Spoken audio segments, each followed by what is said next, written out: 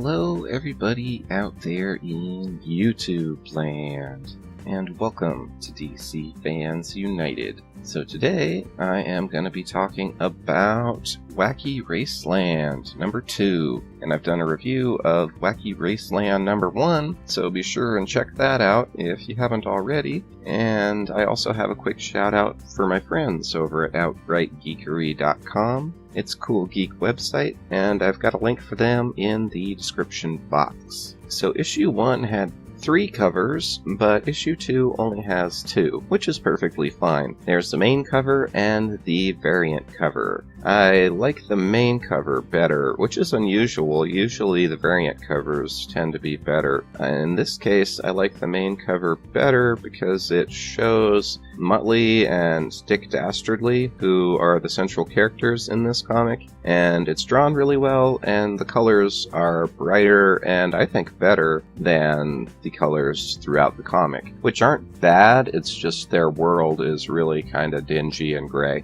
So the variant cover is okay, but it's the Penelope's car in the foreground looks pretty cool. I guess it looks cool, it's just kind of rough looking. It's not really my style. So anyways, we'll go ahead and start off on the first page, and it seems like each of these issues, while it builds on the last issue, is somewhat of a standalone issue. And I've only read the first 2 issues, but they each seem to focus primarily on one of the characters. So the first issue focused primarily on Penelope, and this issue seems to focus primarily on Dick Dastardly. So we start off and it says San Francisco after the apocalypse. So they're doing their usual death race thing and they're going through the ruins of San Francisco. And as they're going along, Dick Dastardly says, "Oh no, not this place." So he actually stops his car and gets out, and the other racers keep going. And we see this flashback.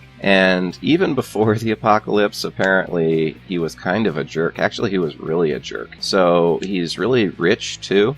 And he gets off at this place with his wife and his son. And he tells the valet, "Make sure it's washed when I get back, and if I find a scratch on it, I'm taking it out of your hide, kid." So he is a famous musician, and he's there for a concert. And then it cuts back to the races, and I really like the races.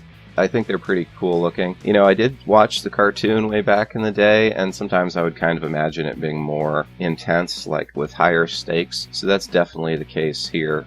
One thing this does get into a little bit, I don't know if you'd want to call it political, but for instance, one of the characters is transgender, and one of the characters is like a bigot, basically, so their dialogue back and forth, they're always fighting and arguing, even though they're being chased by mutants. So they're going through San Francisco, which is in ruins, and it's all irradiated, and there's all kinds of crazy mutants running around chasing them. So the action's pretty great. And then there's this whole big page here. It's a 2-page splash page. It shows the credits, it shows a little information about the story, and it shows all of the racers. So I found that to be really interesting. I always look at these pages for quite a bit, because you get a lot of information. And one thing with this too, the race cars are sentient, so the racers and the cars both have names.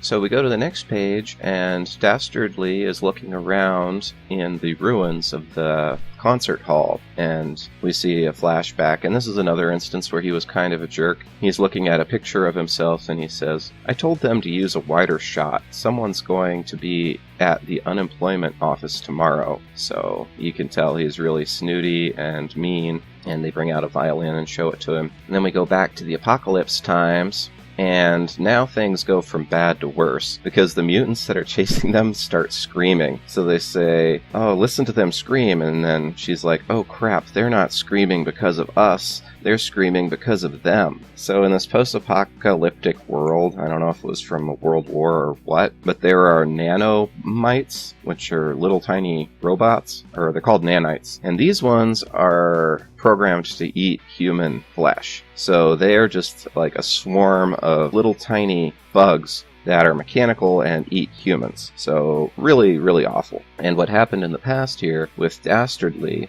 is while he was at the concert, the nanites hit there, So his family is on the other side of the glass door, and they're begging him to let them through, his wife and his son. And he says he wants to, but he's afraid the nanites will come through and kill him too. So it's pretty horrible, and we go back to the race. This comic jumps around a lot. And they're still racing through. One of the vehicles is able to take off, so because it has a helicopter part, so that's what it does. And yeah, they're just racing through and fighting the mutants and trying to get away from the nanites. And then, yeah, Dastardly is there, and he finds the skeletons of his family, and the race is still going. So what they decide to do is the cars have an EMP on it, so it's actually Peter Perfect's idea. They don't want him to use the EMP because it'll shut down all of their cars, but it'll also shut down all of the nanites that are chasing them.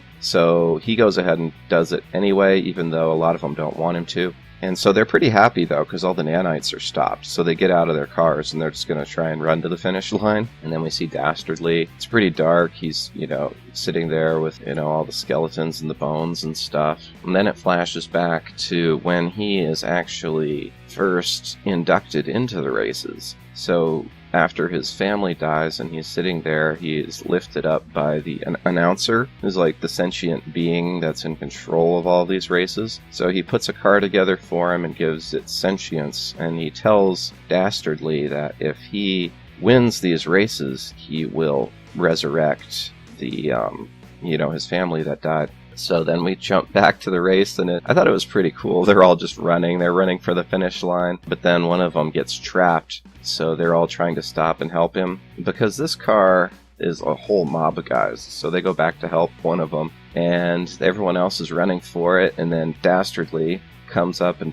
blows past everybody because they've all stopped and gotten out. And he goes past them, and they all start yelling to do the EMP, turn on the EMP, because the nanites are attacking again, and it's actually tearing some of those little guys up. So Dastardly waits until he crosses the finish line, and then he hits the EMP. So that saves all of them, but one of them runs up and he's really mad. He says, "I could have died. I'm gonna kill you. I'm gonna kill you for this." But then all the mutants show up, so they have to fight those guys now. And the guy who's injured says, "Rain check, but I won't forget this." And then Penelope says, "None of us will." So I thought it was pretty cool. I like the premise of it. This last page is a little rough, though. You see the mutants jumping, looks a little rough to me. Like, could have probably spent a little bit more time on the penciling, but these artists are often really on tight deadlines, so I'm not going to hold it against him. I enjoyed the issue. I read it a couple of times. For some reason with this comic, when I read it the first time through, I'm kind of like, what? This is really bizarre. And then I read it again, and I kind of get a better handle on what it's trying to say. So I'm going to go ahead and read issue 3, and I'll have a review of that out sometime in the future. And yeah, if you've read this, let me know what you think down in the comments. What did you think of this review? And yeah, give it a thumbs up if you liked it. And be sure to hit the bell for notifications so you know when there's a new video. Alright, that's all for now. And as always, thanks for being a part of DC Fans United. End of line.